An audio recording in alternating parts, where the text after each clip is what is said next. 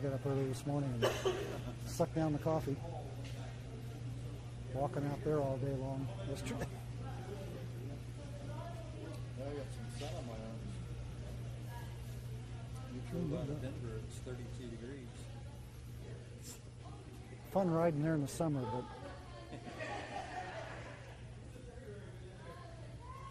I was born and raised up in Iowa, so I understand the snow, but I was raised in Kansas, yeah. so I know what you mean.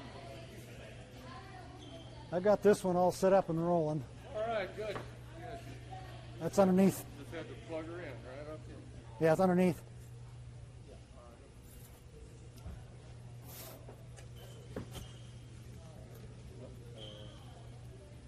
Your monitor just went dead.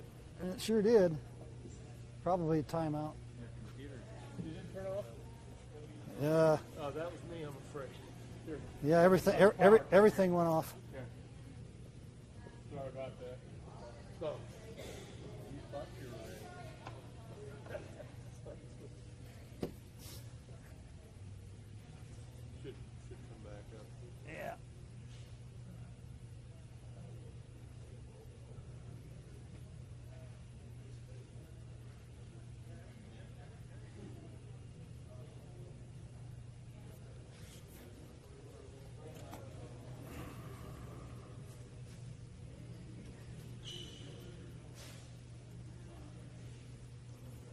Do AV at our church. That always happens. I can see that coming. Oh, it was quick. It's back up. That was quick. Don't touch the plugs. Yeah, did it come up? Yeah, I'm back up. Yeah, it's on my. What time we started, right? Shortly. Trying to round up. Morning.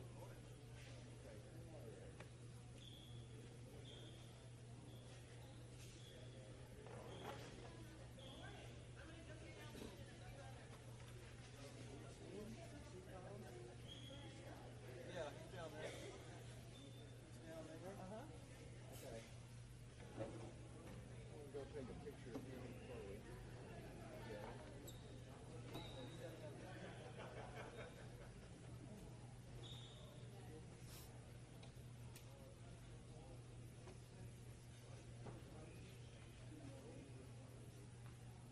Give them a few more minutes here. Get a couple more people.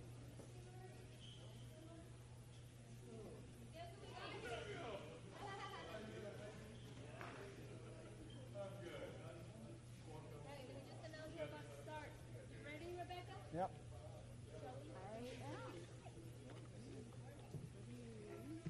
Okay, everybody in the bike bar, and we're about to start our live streamed seminars with starting with Greg Nelson in the Linkert Carburators. So come have a seat if you're going to join us here in the seminars. Thank you.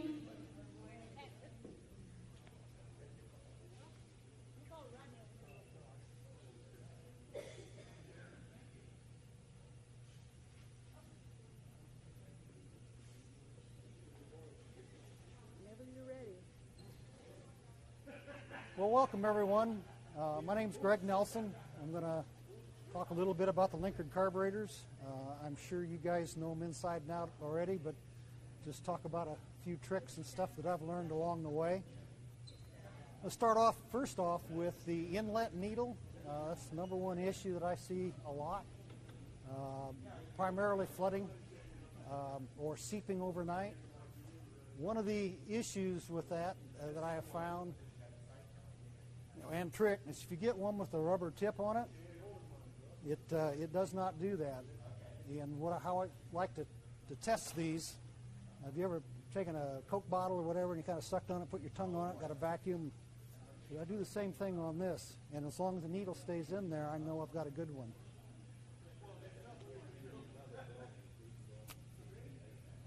So this is a brand new one with a steel needle.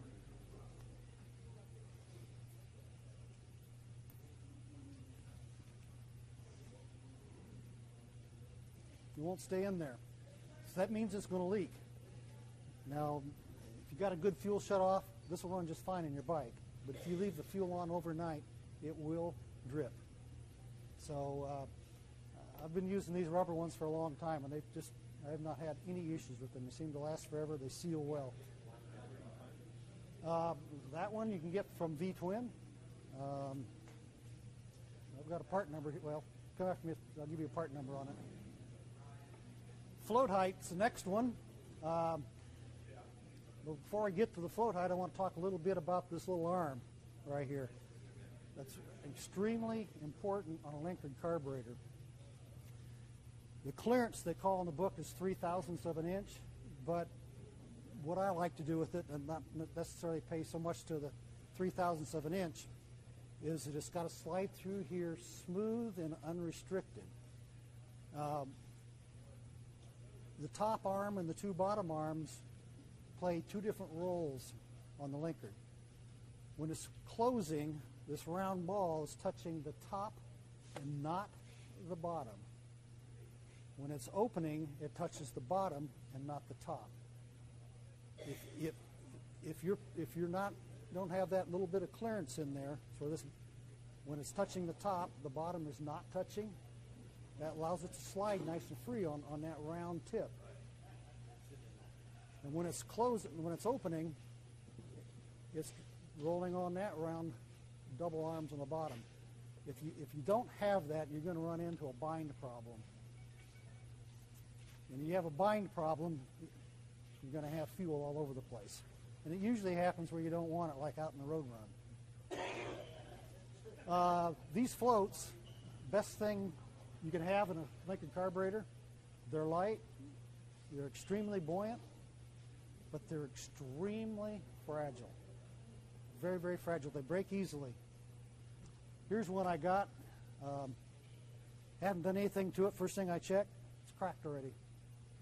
This piece that they stick in that hole becomes really tight, and if you force it, it's going to break apart. So what I like to do is just kind of trial fit it a little bit, ream it with a drill bit. I don't want to get it oversized, but just enough to where it fits snug and not tight. The next thing is adjusting this float, bending this arm. That's probably the hardest thing to do on a Linkert because you got to keep taking it apart, put it together, take it apart, put it together. And with this float, and actually you should do it with any float, if you need to bend this, take it off the float, put this long tab in a vise and bend it, and then put it back on. If you try bending it this way, you're going to snap this float. If you're going to do it with a brass float, I've seen them bend where it goes into the brass float. So don't go yanking on the float and you're going to run into problems. Next thing is getting the proper float level. They call for a 1/4 inch. And I'll put this one together real quick in front of you.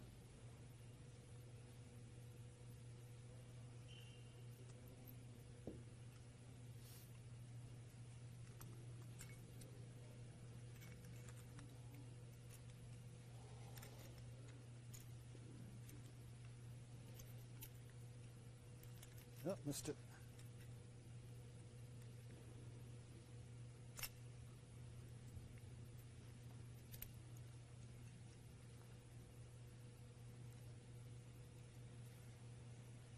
Little gasket on this. Make sure that's there. You'll get some seepage around it.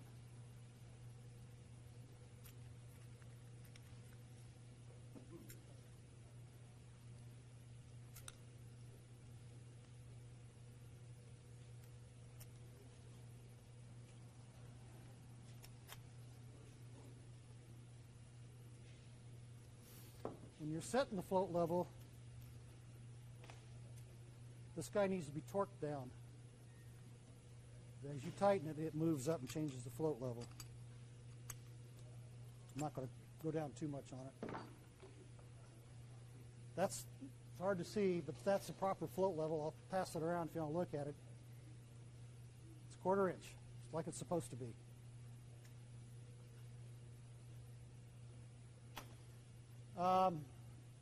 If any of you have problems pulling the main jet out of one of these Linkerts, they have a tendency to get stuck in there.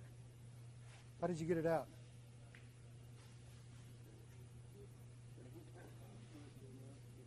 Take like a grabber screw and screw it in and pull it out. Yeah, what I do with them what I do with them, I take a little tap, put some threads in it, and I screw this screw in there. I got this washer on here, but I can take this nut and screw it down and it'll pull it out. The second thing you probably should do, which makes it even easier, is just heat this lightly with the torch, and that kind of breaks the corrosion on it, and it'll pull right on out. It depends on the jet. It's either a 632 or an 832. This one's an 832. Depends on the hole that's already existing in the bottom of it. Some was Grabber wood screw, of course, hard. Put it in just so it grabs. right. Like the drywall screw? Yeah. If that works for you, fine. I like this. It's a little bit neater. Yes, sir. Finesse and don't force it. Yeah. All those different jets, if they have part numbers, they make like so much separate.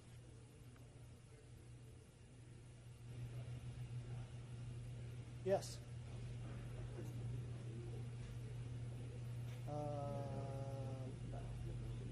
There's two numbers there. I have handouts and all this as well. Where did you get that start? Believe it or not, I came right out of a panhead book. What? No, actually got one on the interstate. This other one is out of my panhead book. I got this one on the internet. And that kind of lists all the different part numbers for all the different size needles and jets and stuff. Yeah, I'm sure there's more than that. Go back to the beginning here. This talks about the float we were just talking about, 1/4 inch. And what a lot of people don't know, that float should be offset on the M series carburetors, just slightly, like a 1/16 of an inch. Keeps it from interfering with some of this casting down here below. And there's a possibility you can get hung up on it.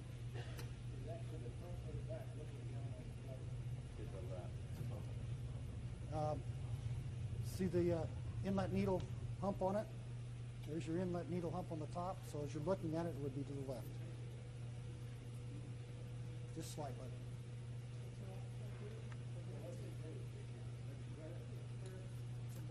As the float drops, there's a possibility you might get hung up some of this casting.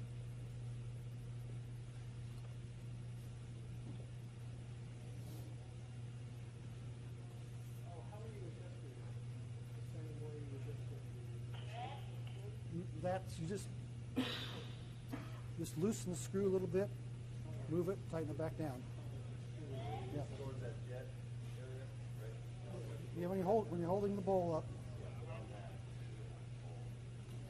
We'll go back to the next slide.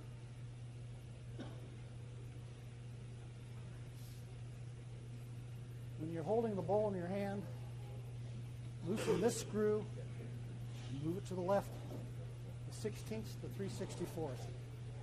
In other words, just a hair. And then tighten that screw back down. And you can do that in place. I just don't want you yanking up and down on it trying to bend that arm, because this is going to cost you another $40 then, the new float.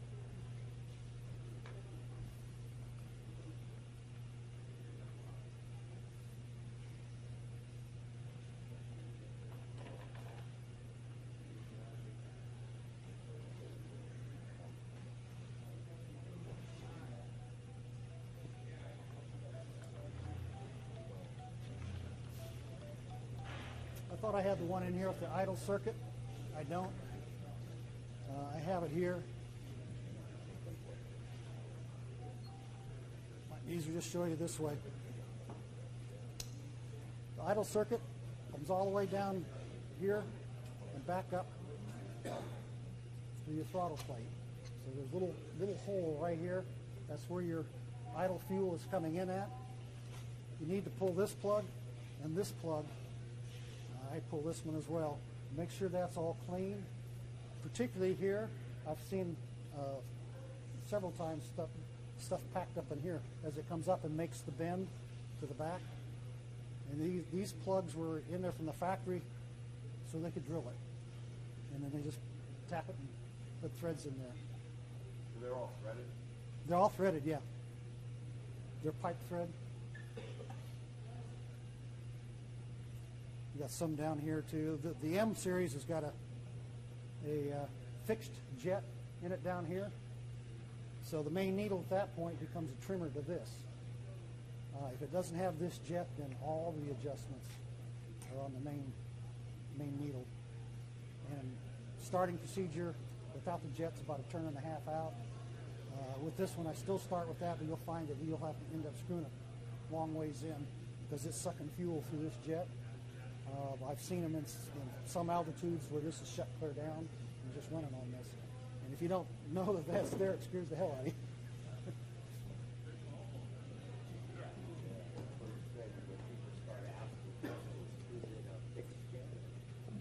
Yes.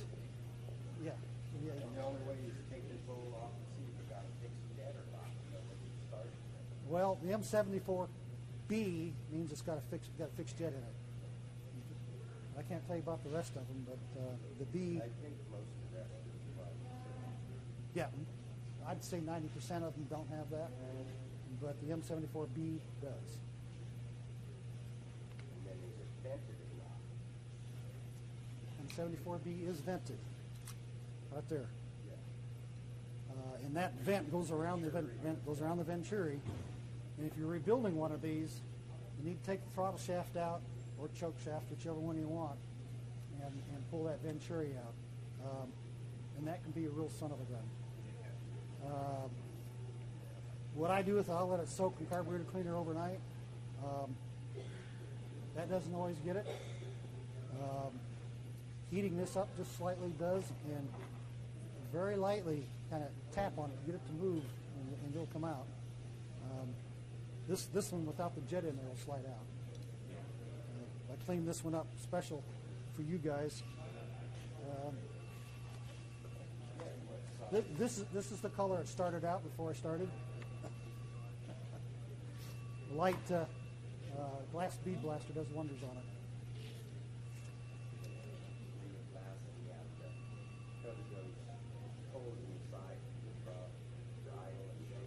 No, you take those plugs out and clean it because those beads will get in there. And you got to make sure that comes back out. Oh, here in the idle slide? Didn't really have any issues with that when I cleaned it. Obviously, I checked to make sure it was all clean, and you can look straight through it by pulling this plug out. And look right straight through that hole. On the main jet, you can get some number drills and see what size they are.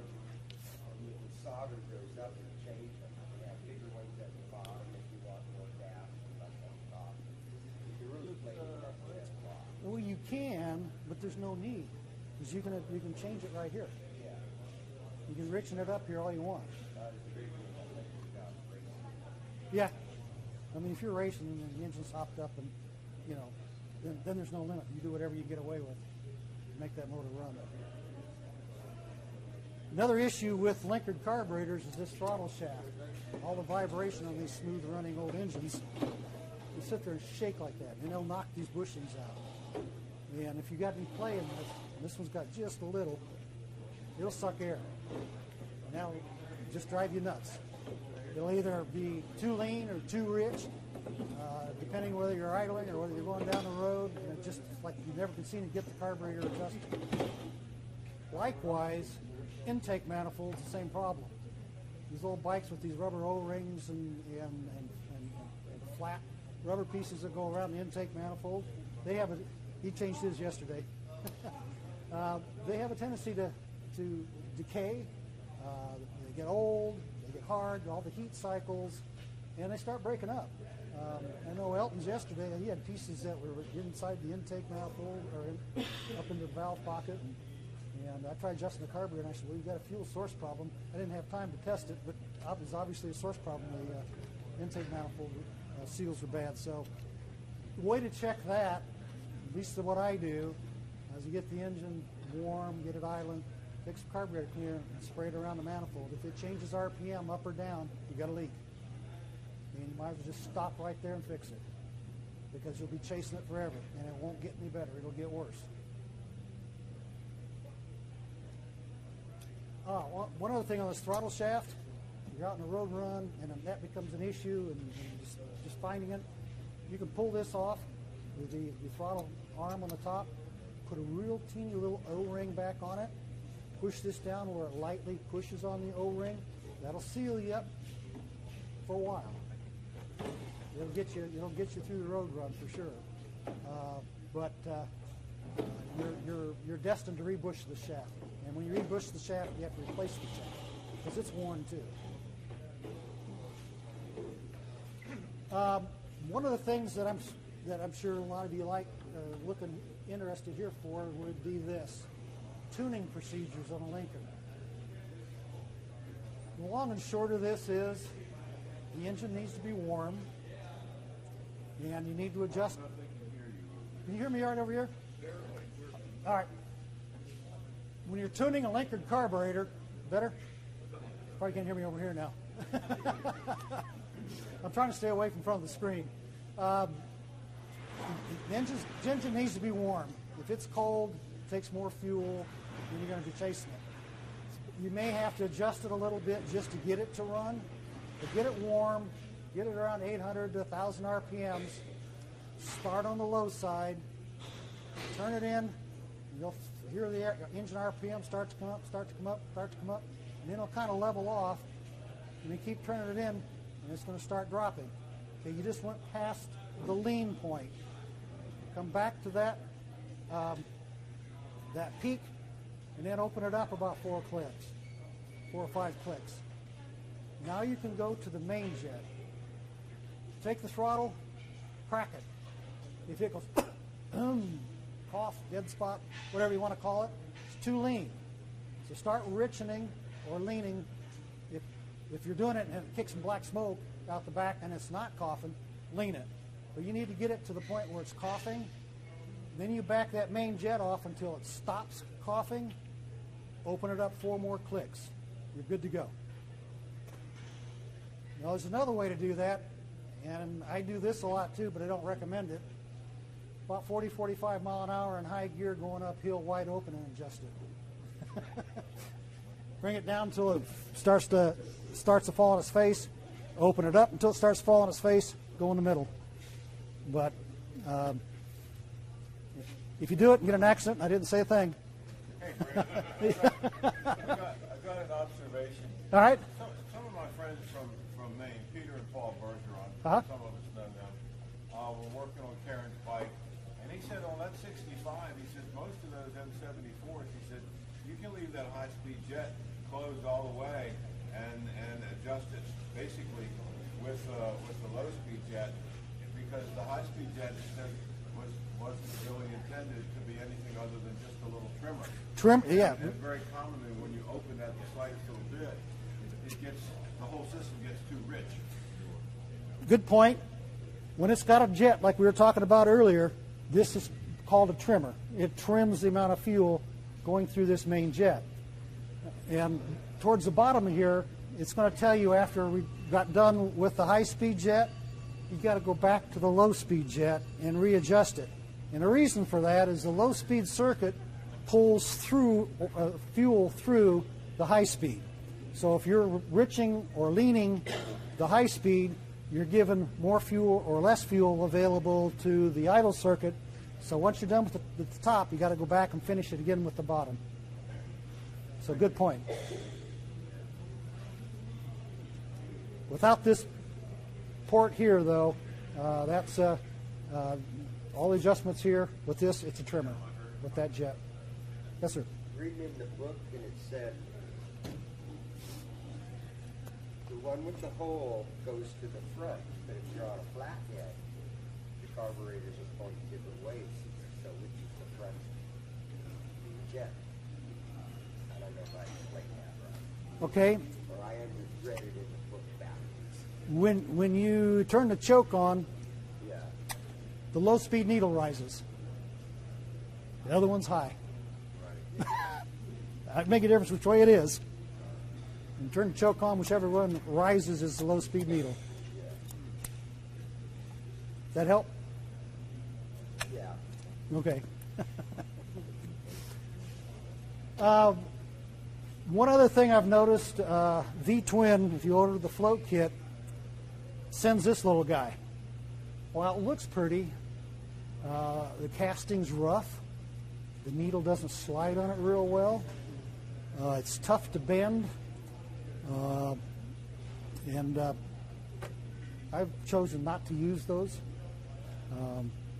If you polish it down and so on and so forth, it'd probably work all right. But the original one, if you have one, treat it nice. Treat it nice. And they all should have just a little bend on the top like this as well. If they're straight, when it goes through its arc, it's going to change where it touches that float pin. Will that attach to a rubber ducky? Yes. That rubber ducky's all I ever use. The float kit from V-Twin comes with this, and the side screws. This one only has one. A lot of them have one on the other side as well, which is hollow. What's your feelings about the floats? Just pick your brain on it. I don't use anything but these. I don't care whether it's rubber ducky or whether it's a V-Twin. These are the best. They're fragile, but once you get them set and in the bowl, they're going to last. That's sort of a polyurethane or a poly something? Yeah. Nice too. Oh yeah. If you have a cork float, original cork float, or if you bought an original cork float, don't use it. Ethanol eat it up. The ethanol in the fuel today will eat it up. And you're going to have cork all over the place, and you're going to be stuck side of the road. How about brass floats? They're fine if they don't leak. I had one just 4 or 5 days ago before we got here. I was on a 59 pan. Got it running, had been setting for a couple of years. Took it out, rode it, just carburetor's fine. Next morning, turned the fuel on, all over the place.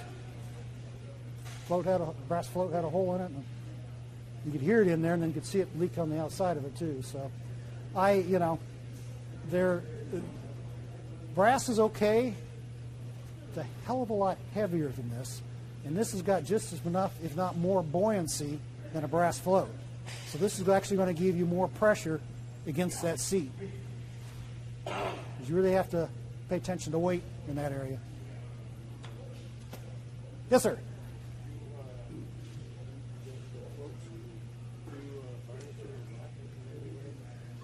Do I varnish the screw? Try to keep it from unscrewing?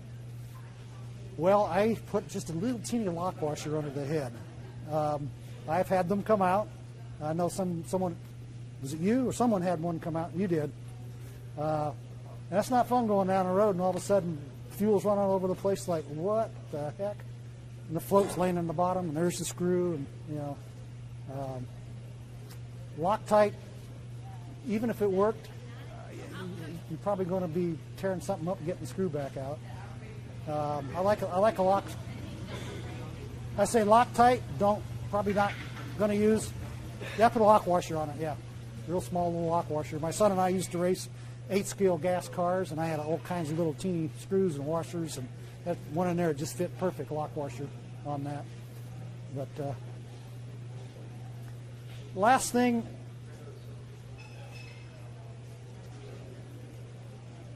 this is on the verge of too lean.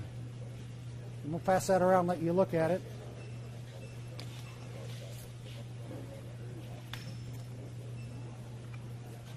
The black base one coming around is a good, nice mixture.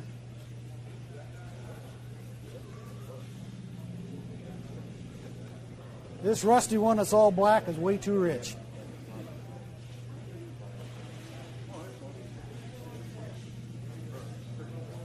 So you don't want that porcelain white. Well, this one's still got some brown to it. It's okay, but I wouldn't want to go any leaner than that one. But if that porcelain's white, you're wanting way too lean. And these black is way too rich. That's fuel carbon on there.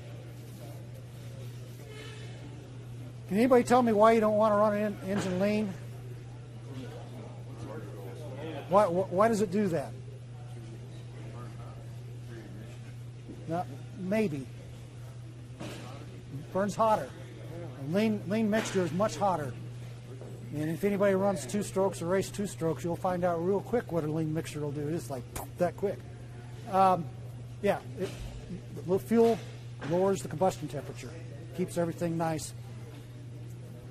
With the unleaded fuels, how long does it take running to get a good indication on the color?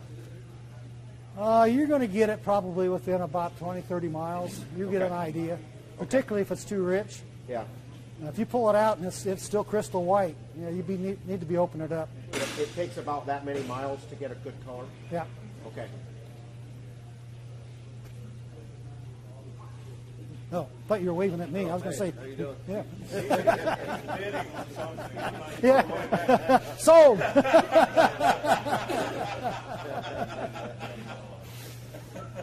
Well, guys, that's about it. But if you got some questions, let's open it up and we'll chat about it. You might want to look at the plugs when they come around, though.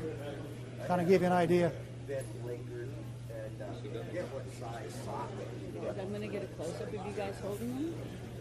Oh, through the bore. Yeah. Oh, good point. Let me pass these around. Into the ceramic part. Why don't you? I have printouts of what was up on the screen. No one wants the tuning one, right? Make sure there's 3 of them, so once you get 3 different ones, you got them.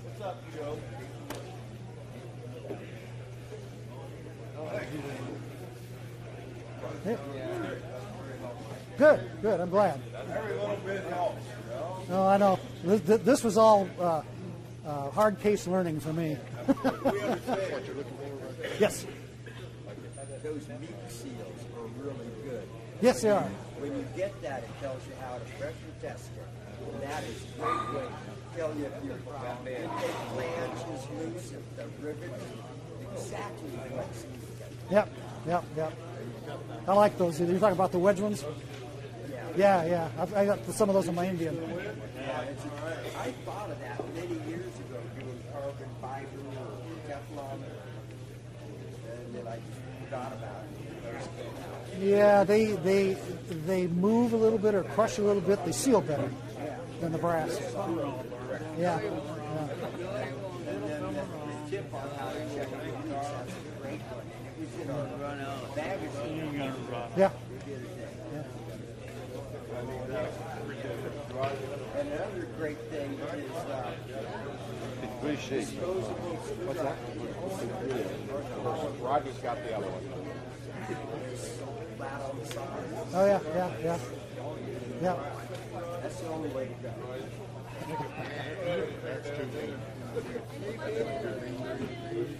No. Both. This is a little bit lean. That's about what I'm looking for. This is a little bit of discoloration on the yes. horse one, Yes. but you don't want it too white. You don't want it too white. Definitely don't want it No. bright. Chocolate. This little light. This actually came out of my pan head, but I'm running a modern carburetor on it. It costs a lot.